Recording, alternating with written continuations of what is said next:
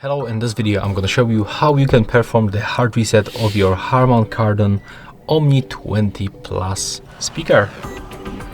So as you can see, I'm currently connected with my phone, and to perform the reset we have to grab our big speaker and we have to locate the reset button. It's actually located right here, as you can see.